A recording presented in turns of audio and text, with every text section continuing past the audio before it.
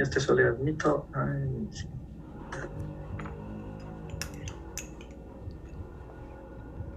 Ya es un Mycobacterium. Sí, Mycobacterium leprae. Ya. Ocasiona lesiones en la piel. ¿Qué más? Hasta eso les voy contando. Mycobacterium es generalmente una bacteria que vive en el ambiente, ¿sí?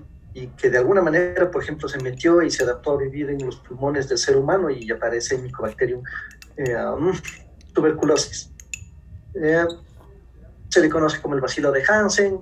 Ya. ¿Qué más? Mycobacterium leprae. Normalmente la transmisión se considera por contacto cercano de persona a persona, ¿sí? Ese es el que todavía se acepta. Y es un bacilo que crece lento. Acuérdense que es un micobacterium, entonces esos no crecen muy rápido, crece lento. ¿Qué más? Se contagia por contacto directo. Ajá. Puede afectar lesiones en piel y mucosas. Algo más deben saber de lepra. ¿Qué más? ¿Qué más? ¿Qué más? Es difícil de cultivar, esa cosa no cultiva bien. Es más fácil hacer estudios en modelos animales, es decir, se le coge un animalito y se le infecta con el bacilo y entonces en él se produce la enfermedad. ¿Qué animales se utiliza súper bien? Armadillos. Y aparentemente los armadillos también pueden funcionar como reservorios, aunque su función como una zoonosis no está completamente aceptada. Esperemos que dentro de poco esté completamente aceptado que es una zoonosis. Pero de momento, el contagio se acepta que es de persona a persona. Difícil de cultivar. Sí, ¿qué más? Algo más. Alguna cosa más.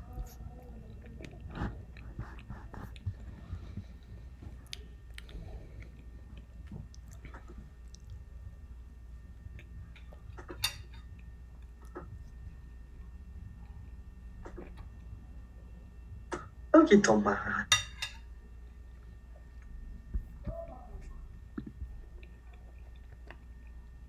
¿Cómo hago diagnóstico? Como digo, ese paciente tiene lepra.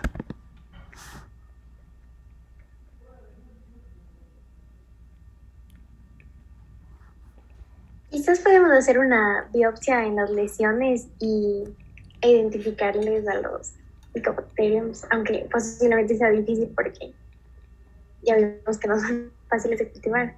No es más fácil que sea con la clínica porque, o sea, se ven como que las, digamos, como manchas que tiene son muy características de la enfermedad. Ya, lo que más se utiliza para identificación de Mycobacterium va a ser, aparte de que la clínica es bastante sugestiva,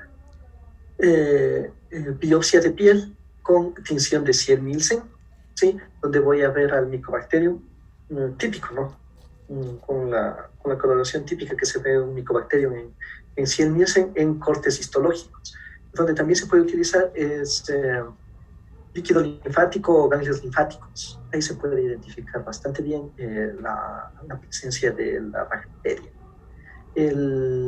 Técnicas de PCR es un poquito más complicado en sí porque dependiendo del estado de lepra no hay mucho Mycobacterium y entonces la extracción del ADN se complica y queda contaminada con el ADN del propio hospedero, entonces puede ser un poco complicado hacer una PCR. Hay una técnica que se llama microdisección láser, entonces se hace una placa histológica, aparecen ahí las bacterias y solamente se le corta una sola de esas bacterias de la placa del portaobjetos, se saca de esa bacteria, de esa se le extrae el ADN y de ahí se identifica qué cosa es. Sí, pero va a ser un poco cara. También hay un antígeno, ¿sí? ¿Se acuerdan como la tuberculina? Ahí la lepromina. Entonces también se le coloca al paciente y si presenta una reacción, se mide un halo. Si este halo es importante, se puede decir que hay la presencia de una exposición a lepra. Eso, ya, chévere. ¿Cuántos tipos hay? No. ¿Cuántos tipos de lepra hay?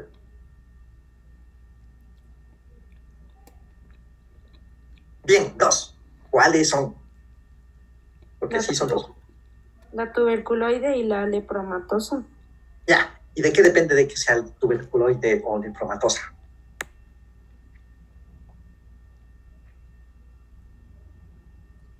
No estoy segura, pero la lepromatosa creo que es peor porque genera nódulos más grandes.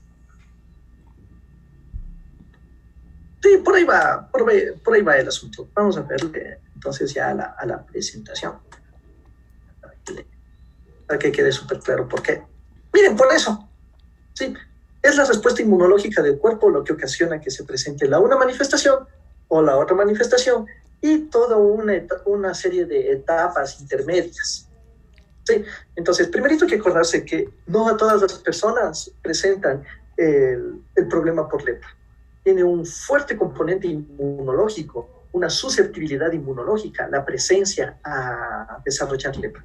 Un gran porcentaje de las personas, simplemente la bacteria no es eliminada por el sistema inmunológico. Si es que ya el paciente está presentando una lepra sintomatológica, va a haber un polo tuberculoide que es el inicial, donde la respuesta va a ser mediada por células, porque se acuerdan que el sistema inmunológico primero atacaba en las células y luego venían los anticuerpos. Sí, entonces ahí está. El polo tuberculoide está mediado por células, se forma un granuloma, hay pocos microorganismos y hay interferón. Lo que más se libera ahí es interferón, factor de necrosis tumoral, interleuquina 2, interleuquina 6, interleuquina 12, porque estas células están peleando contra la micobacteria y entonces van a pedir auxilio, ¿no? Entonces hay en sí todas estos segundos mediadores, interleuquinas, factor de necrosis tumoral, interferón, que van a sumar las células de defensa.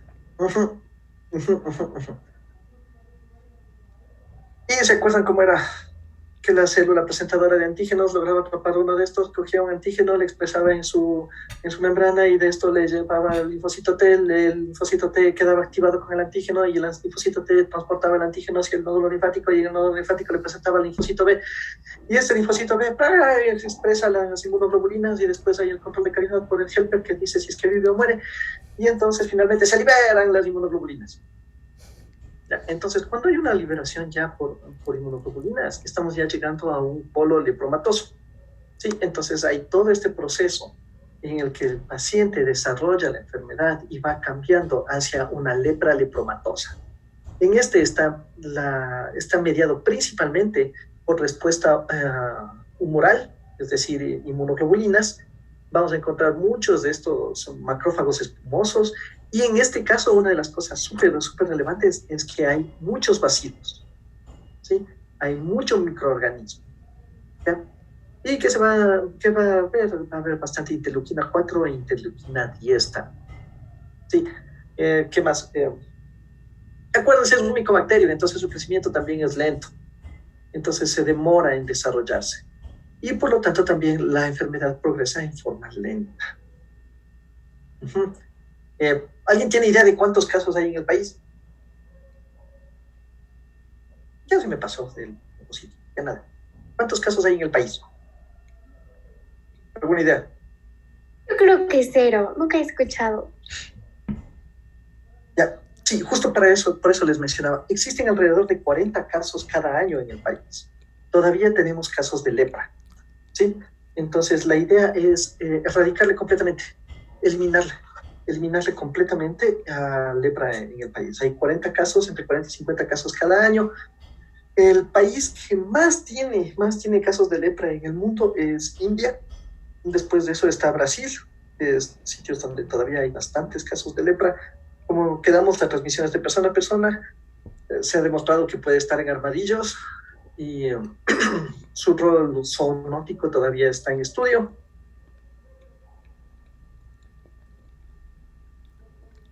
Sí, y los síntomas pueden parecer entre 1 año a 20 años. Ese es un problema, ¿no? Que es un bacilo de crecimiento lento, entonces se va a demorar en evolucionar. Y ahí está, esto era. Sí, entonces tenemos dos polos y con estadios intermedios. Pero los dos polos más claros son lepra tuberculoide y lepra lepromatosa. ¿Ya?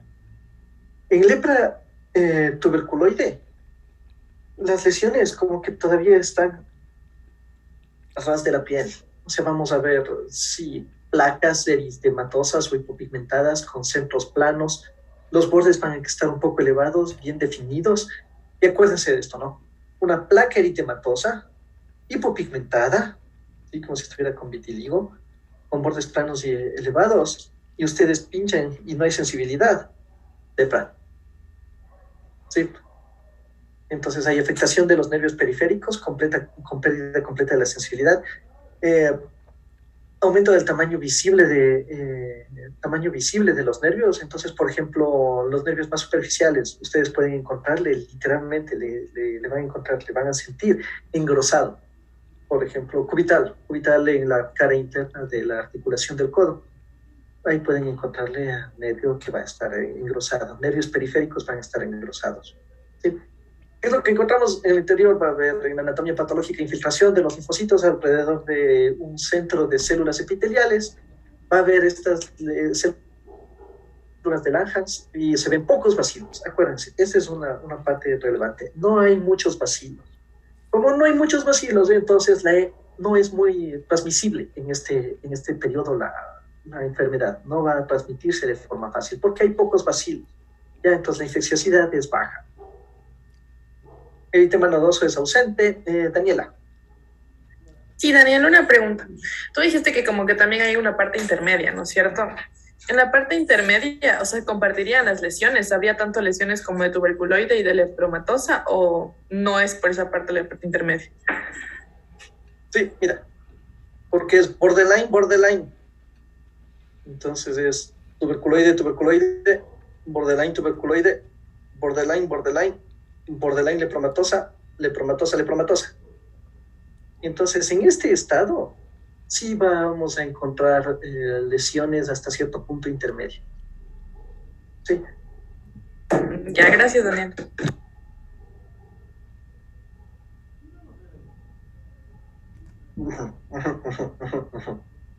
Eso.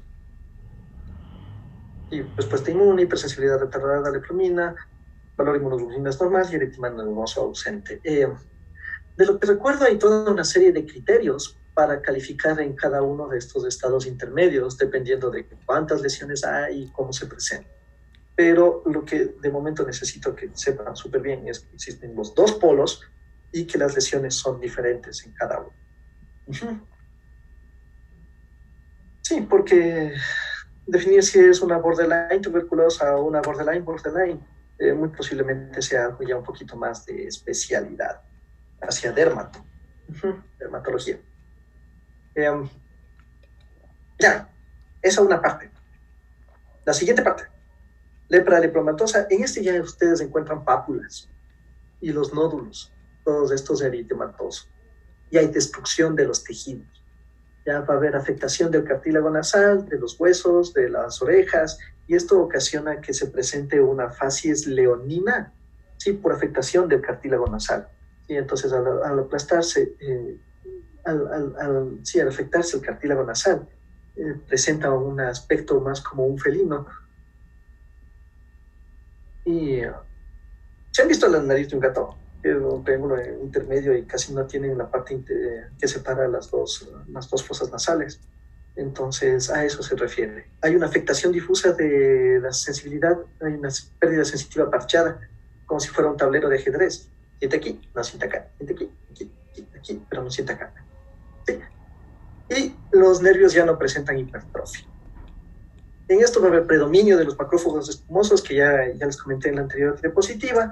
No va a haber muchos linfocitos y no hay células de Langhans. ¿Cuál es el problema aquí? Que hay muchísimos bacilos, ¿sí? Y también en órganos internos. Puede estar presente en hígado y en vaso, ¿ya? Y es altamente infeccioso. Es altamente infeccioso. Sí, en este caso no va a haber reactividad a la lepromina, y el eritema nodoso también generalmente está presente. ¿Ya? Entonces, ¿cuál es el objetivo del tratamiento? Que no veamos una lepra lepromatosa, sino que siempre los pacientes sean tratados de forma temprana cuando se presentan con una lepra tuberculoide, y de esa manera evitó la transmisión, porque se supone que el mayor porcentaje de pacientes que están presentes, que se presentan con, con lepra, es un contagio de persona a persona. Diagnóstico, ya hablamos del diagnóstico, ¿sí? Entonces, hay esta reactividad a la cutánea de la lepromina, en lepra tuberculoide, no en lepromatosa, y se mide la duración del lugar donde se coloca a los 3 y 4 días. También va a haber presencia de bacterias ácido alcohol resistentes en lesiones de piel de lepra lepromatosa. Y, bueno, ya les puse bien. Acuérdense que el tratamiento va a ser diferenciado. ¿Sí? Va a haber un tratamiento para tuberculoide y otro para lepra lepromatosa. Siempre al menos 2 fármacos, porque lo que menos queremos es resistencia y no queremos, nadie quiere bacterias resistentes que puedan ocasionar lepra. Sí, entonces se suele utilizar todavía rifampicina y dapsona 12 meses y para lepromatosa rifampicina, dapsona y clofazimina por 24 meses. ¿Alguna pregunta? ¿Alguna duda?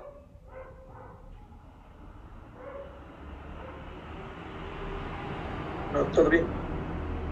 ¿Por qué les repito lo de lepra? Tal vez algunos ya les he hablado un poco de lepra en algún momento, porque es política del gobierno la inclusión, bueno, del Ministerio de Salud más bien dicho, política del Ministerio de Salud, la erradicación de lepra. Está en un campo, se va a hacer eso en los próximos años. Bueno, es la idea, establecer estrategias para la erradicación de lepra, ya que estamos con un caso ya de fase de erradicación, y se va a incluir preguntas en los exámenes de acreditación a los estudiantes de medicina sobre lepra. Cristian. Y en el caso de que tengamos que aislarle porque está con la lepromatosa, ¿cuánto tiempo le aislaríamos? Aislamiento. Me parece que no se considera un aislamiento, se considera el inicio rápido de tratamiento. ¿Sí? Si es que está con tratamiento, en 15 días la cantidad de bacilos ya disminuye. Y lo que se tiene que hacer de inmediato también es el análisis epidemiológico, ¿no? Entonces, identificas el caso y buscas los contactos. El paciente, ¿con qué personas vive? ¿Con qué personas están en la casa? Entonces, si es que está en la casa, ha tenido contacto con ellos, presentan lesiones, no presentan lesiones, vamos a estarles en vigilancia. Esa sería la forma adecuada. Hasta donde entiendo. En el pasado había como único tratamiento que el paciente era enviado a un hospital, a un leprocomio, ¿sí? Donde estaban todos los pacientes que tenían lepra y básicamente pasaba ahí el resto de sus días. En el leprocomio que funcionaba en la Vicentina, el Gonzalo González, todavía hay pacientes que formaron sus familias y que actualmente todavía residen en esa zona. Había problemas porque los primeros fármacos que se utilizaron contra lepra tenían muchos efectos secundarios sobre la función renal, sobre todo. Entonces, muchos de estos pacientes tienen que someterse a diálisis de forma periódica por daño renal secundario a las primeras terapias que estuvieron disponibles para lepra.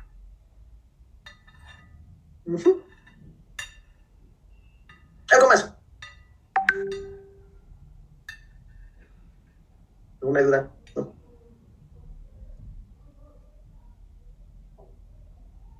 No, nada. Entonces continuamos con la siguiente parte. Si tenemos tiempo, Tengo que hablarles un poquito de fármacos que se utilizan para tratar parásitos, protozoarios y nematodos. ¿Alguien puede decirme qué es un protozoario?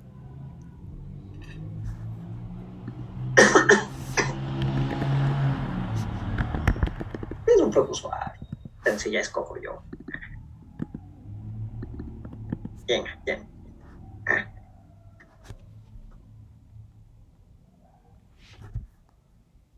Juliet Gómez, ¿qué es un protozoario?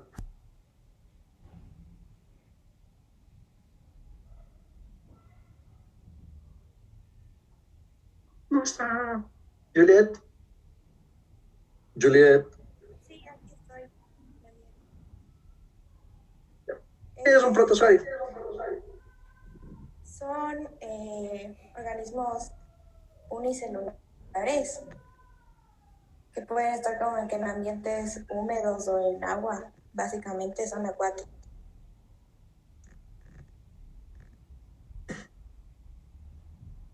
Sí, parcialmente.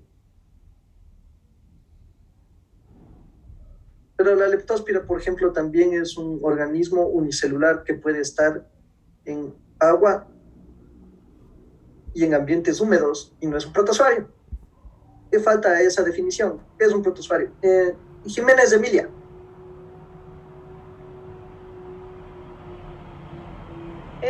O sea, ¿se me escucha?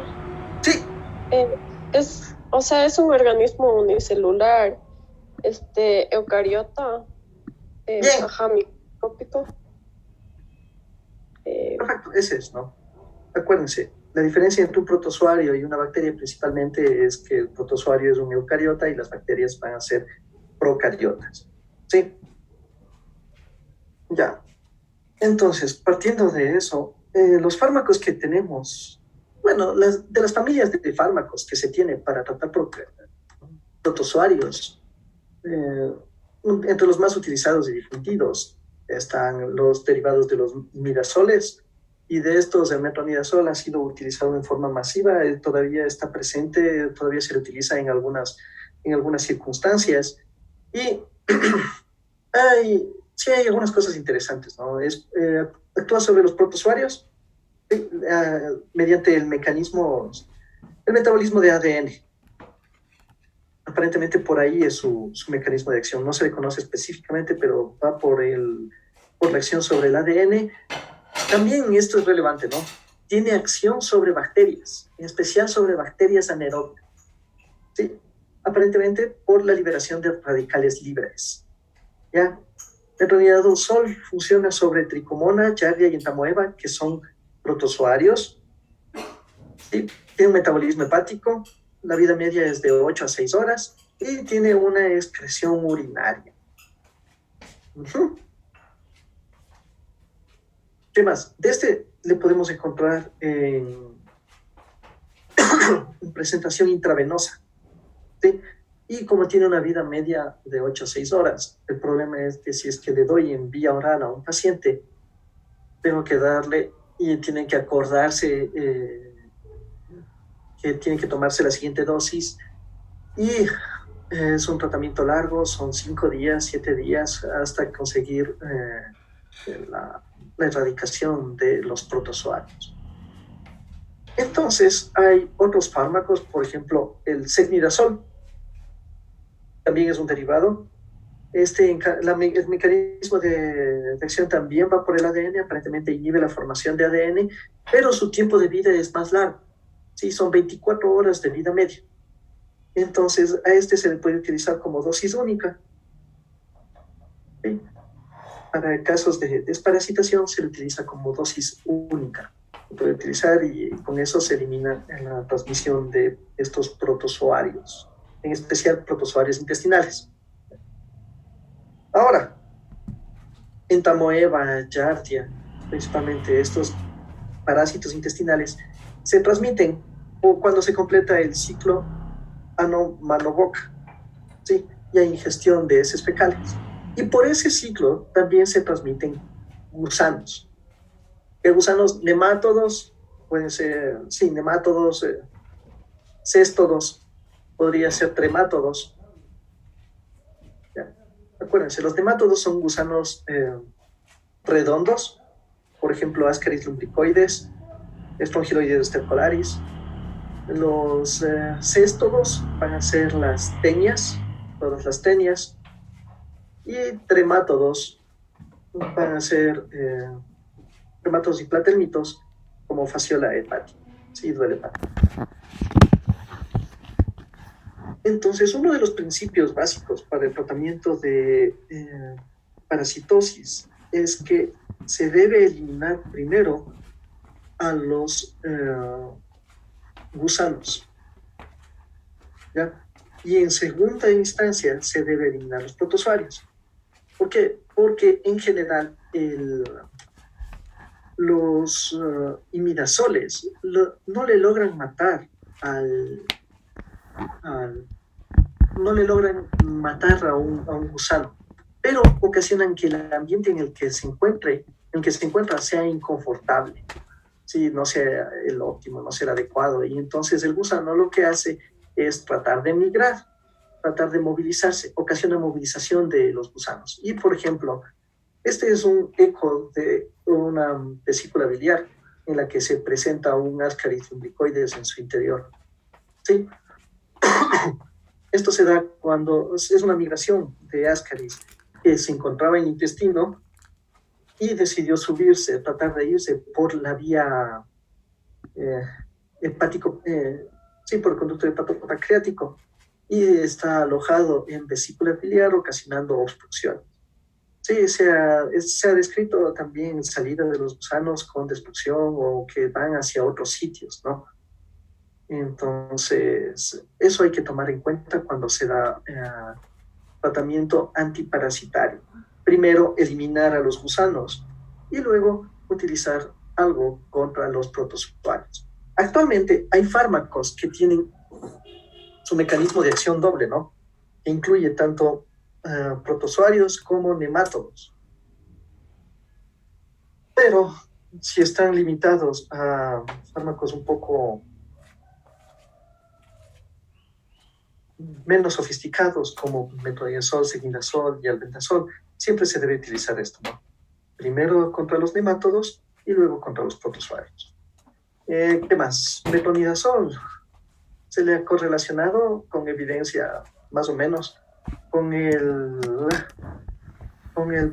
con la reacción disulfiram, ¿sí? Pero sobre todo, recordar, ¿no? Que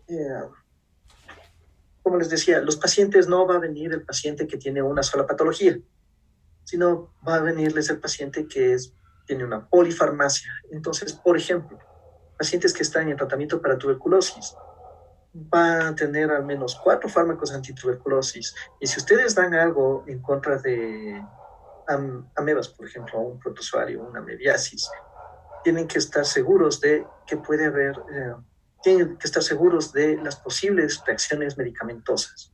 Entonces, como rifampicina, por ejemplo, también tiene metabolismo hepático, puede haber problemas. En pacientes que están utilizando anticonvulsivantes, algunos anticonvulsivantes presentan metabolismos hepáticos, entonces también puede haber problemas con interacciones medicamentosas con metronidazol. Y en algunos sitios estoy casi seguro que era metronidazol lo que utilizaban para que el familiar le coloque antes en casos de alcoholismo, por ejemplo. Le ponían algo en la comida y después cuando el familiar iba y ingería alcohol, se presentaba con molestias. ¿Ya? Entonces hay que tener en cuenta también que hay todas estas cosas que posiblemente puede haber problema. Eso, ya, ese era uno de los principios, acuérdense, primero protozoarios, primero nemátodos, luego protozoarios. De preferencia fármacos que tengan ambos en su espectro de acción.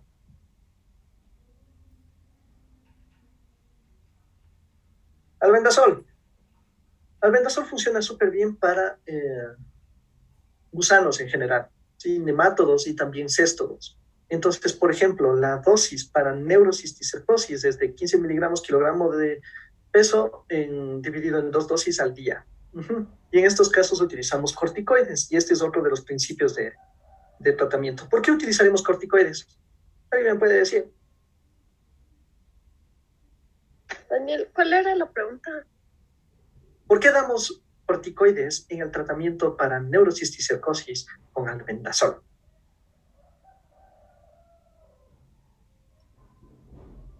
no sé si estoy bien, pero también como que influye en la mejor absorción del albendazol. No. Cristian, Porque como el cisticerco está encapsulado, el albendazol va destruyendo la cápsula y esto provoca una reacción inflamatoria a nivel del sistema nervioso central. Entonces, es para evitar esa reacción. uh-huh. Diana, nada más. No, es mismo. Sí, era lo mismo. Sí, acuérdense que la neurocisticercosis es quistes de un gusano en el cerebro. Y si les vamos a eliminar a los quistes de un gusano en el cerebro, va a quedar residuos de quiste de un gusano en el cerebro y el cerebro va a inflamarse, va a haber un proceso de inflamación. ¿Qué pasa si el cerebro se inflama? No tiene a dónde irse porque está el cráneo. Y pueden ocurrir herniaciones transtentoriales o infratentoriales, y si hay una infratentorial, aplasta bulbo raquídeo y protuberancia anular, y ustedes saben que si se aplasta eso, se bloquea los núcleos del control automático del cuerpo y puede haber alteraciones de respiración, cardíacas, presión, y el paciente puede fallecer. Entonces no queremos que haya una inflamación cerebral por una afectación, por un tratamiento de neurocisticercosis. Depende también, ¿no?, del tamaño el número y tamaño de cisticercos. Incluso se considera en algunos casos resolución quirúrgica, pero si se está pensando en una terapia farmacológica, hay que considerar esto, ¿no? Corticoides, para evitar estos procesos de inflamación.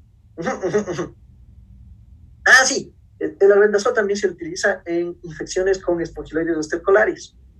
Este es un gusanito, es un nemátodo.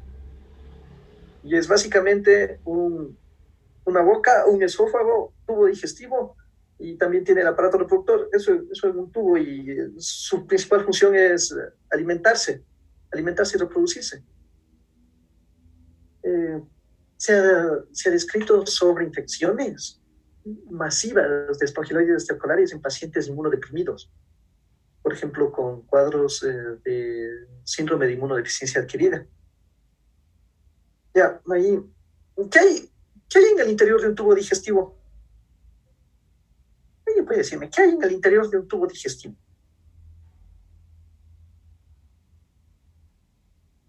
Bacterias comensales. Bacterias. Sí, hay bacterias comensales.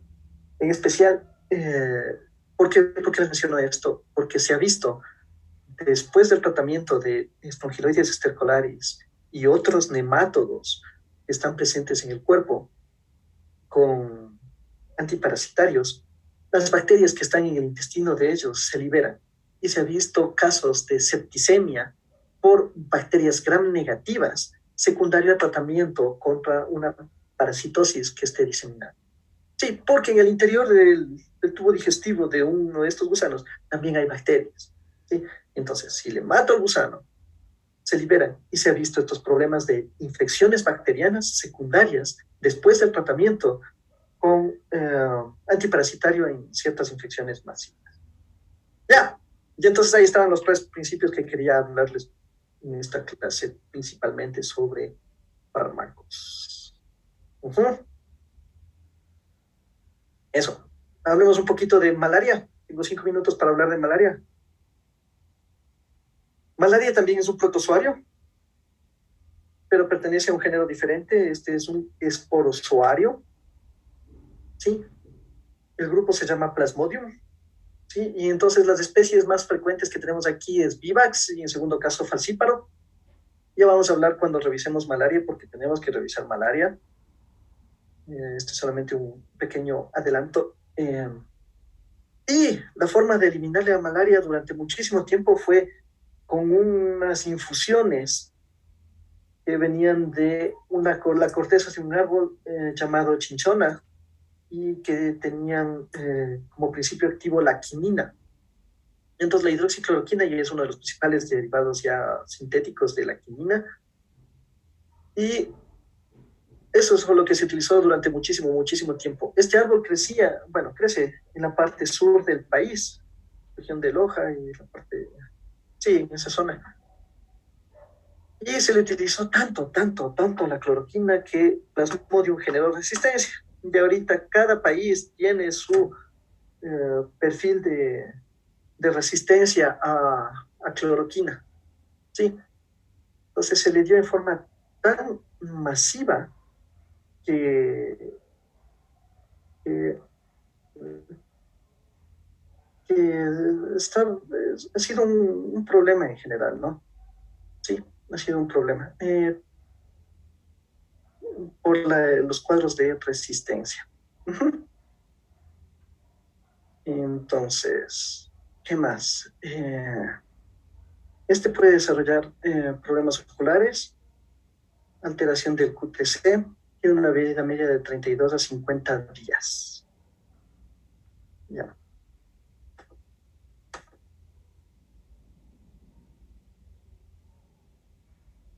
Ya, y este otro fármaco se llama artemisina. El mecanismo de acción es la presencia de radicales libres, grupo E, afecta a las proteínas del parásito intraeritrocitario, y este fármaco fue desarrollado después por el gobierno de China, cuando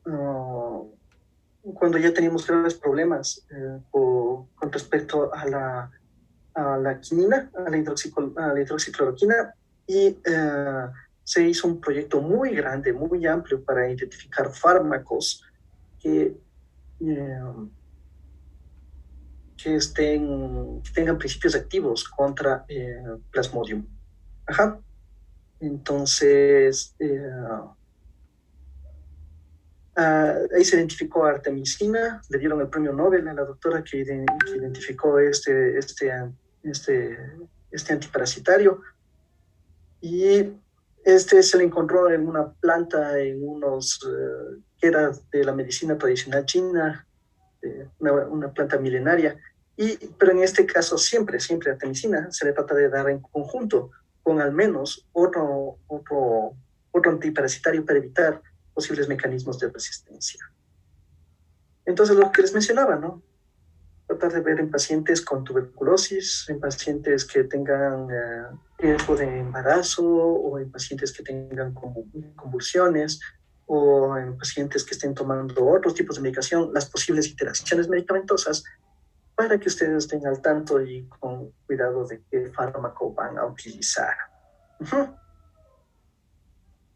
Y creo que hasta ahí vamos a dejar la clase de hoy. ¿Alguna duda, alguna pregunta? Daniel, queríamos hablar sobre, o sea, no sobre la clase, sino queríamos hacer una pregunta del examen. Lo que pasa es que yo te mandé un mail, pero nunca me respondiste, porque nosotros el siguiente jueves se nos complica muchísimo, porque tenemos más pruebas el mismo día, y no sé, creo que no vamos a rendir bien ninguna y nos puede afectar en las notas más que nada. Entonces no sé si podemos tal vez cambiar el día de la prueba para que no sea el jueves, perdón. ¿Pueden dar el miércoles? O sea, lo que estábamos comentando, era si hay la posibilidad de que sea el viernes. ¿En el mismo horario? A las 4 sería, porque tenemos prácticas en la mañana. No puede ser. No, dejemos una semana después, no hay problema. Bien, no se complicaría porque ya no tendría de dar el siguiente parcial contigo. Muy posiblemente. Dejemos una semana después. O sea, para el jueves 30. Sí. Pero entonces daríamos 2 pruebas el jueves 30, ¿o cómo? No sé todavía si es que ya nos toque dar el otro. Sí, pero de ley, el jueves 30 damos porque damos, ¿les parece? Gracias, Daniel. Muchas gracias. Y Daniel, esa prueba sería de todo lo que vemos hasta la próxima semana. A ver, el examen que tenemos que dar hoy es hasta leptospira. Ajá. Entonces solo sería hasta leptospira. Ok, gracias. ¿Listo? Gracias.